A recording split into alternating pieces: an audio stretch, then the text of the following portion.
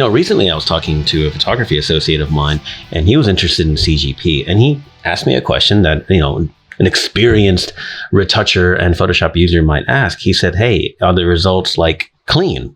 Are they smooth, as it were? And we keep saying that about CGP, smooth and no color artifacting and no weird clumping of pixels and whatnot. We keep saying that, but not everybody completely gets what I mean. And on top of that, he was like, hey, what can you show me? What does it look like full res? Because all the demos were not. So what I've done is I've taken this shot of Brie and double click the magnifying glass in Photoshop, which shows me the pixels 1-to-1. So all the pixels on screen are the actual pixels in the shot. So nothing's being, sort of interpolated or, removed by zooming out, right?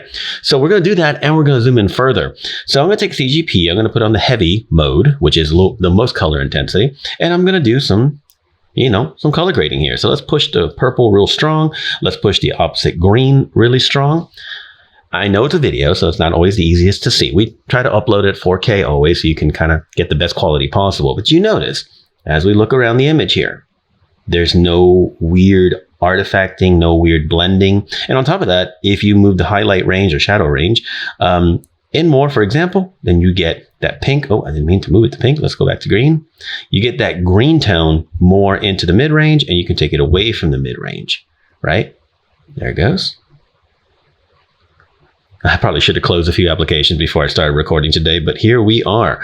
Okay, so as you can see, no matter how I move these things, the result is always beautiful. It's always smooth.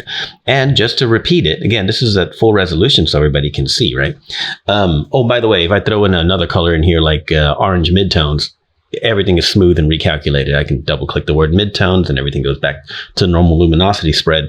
But the reason why, to explain why it's so smooth, is again, I'm going to open up the folder. We are recalculating curves. We are not using luminosity masking of any kind. That is, we don't have a raster mask. We don't have a classic mask on anything, and we don't use blend if. Now, blend if is very useful, and of course masks are very useful, but in this case, by recalculating curves, this is why the results are always smooth, as we say. So here I am on heavy and full intense. If I swap these things around, like I move the shadows to green, you notice the curves get recalculated, and I can move the highlights to this blue purple, curves get recalculated. On top of that, if you were to change the shadows brightness and move it up, you can see those get recalculated, right? And that gets recalculated. So it wants everything to blend into each other. Now, there are times, of course, when, if you're an experienced Photoshop user, then there are times when blend if and a raster mask are important when you want to limit something exactly to one exact either luminosity range or literally the pixels that you're painting into your mask. There are times for that, absolutely, okay? But in this case, we want to create pleasing color grades, right? Let me just reset that. And to get the most pleasing color grade, one of the key things, and this is kind of important, one of the key things about a color grade when you're dealing with shadows, midtones, and highlights is you don't want to find yourself getting worn out fighting your color grade.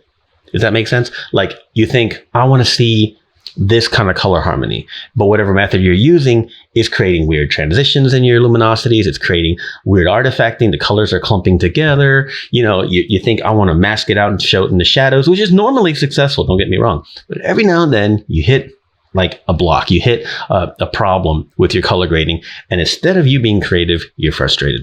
And that is why, like I said, I can even zoom in one more. That is why we are doing everything on recalculated curves. You can see here very clearly, let me reset the midtones.